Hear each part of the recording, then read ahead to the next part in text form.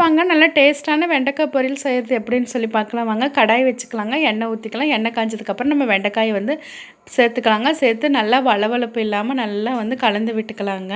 இப்போ பாருங்கள், நல்லா வளவளப்பு தன்மை இல்லாமல் நல்லா மொறு மொறுன்னு வெந்து வந்துருச்சுங்க. இப்போ நம்ம அதை எடுத்து வச்சுட்டு வேற ஒரு கடாய் வச்சுக்கலாங்க. அந்த கடாயில் எண்ணெய் சேர்த்துக்கிட்டு எண்ணெய் காய்ஞ்சதுக்கப்புறம் கடுகு சேர்த்துக்கலாங்க. கடுகு பொரிஞ்சதுக்கப்புறம் கடலை பருப்புங்க, உளுந்தம் பருப்பு சேர்த்து நல்லா செவக்க வதக்கிக்கலாங்க. வெங்காயம் வந்து நிறைய சேர்த்துக்கலாங்க. நிறைய சேர்த்துக்கிட்டு நல்லா டேஸ்ட்டாக இருக்கும் வெண்டைக்காய் பொரியல் கூட. ஒரு தக்காளி சேர்த்துக்கலாங்க, சின்ன சின்னதாக கட் பண்ணது. கொஞ்சமாக வந்து பார்த்திங்கன்னா உப்பு கொஞ்சமாக சேர்த்துக்கலாங்க, வெங்காயம் தக்காளி வதங்குற அளவுக்கு மட்டும். அதுக்கப்புறம் நம்ம வெண்டைக்காயை வந்து வதக்கின வெண்டைக்காயை சேர்த்துட்டு மிளகாத்தூளுங்க, மஞ்சத்தூளுங்க, அதுக்கப்புறம் வந்து தேவையான அளவுக்கு உப்பு சேர்த்து நல்லா கலந்து விட்டுக்கிட்டா எண்ணெய் பிரிஞ்சு வந்ததுக்கப்புறம் தேங்காய் துருவல் சேர்த்துக்கலாங்க. தேங்காய் துருவல் சேர்த்து நல்லா கலந்து விட்டுக்கலாங்க. இப்போ நம்ம இதை சூடான சாதத்தில் பிசைஞ்சு சாப்பிடும்போது செம்ம டேஸ்ட்டாக இருக்குங்க. இதை வந்து நம்ம ரச சாதம், சாம்பார் சாதம், தயிர் சாதத்து கூட வச்சு சாப்பிட்டாலும் செம்மையாக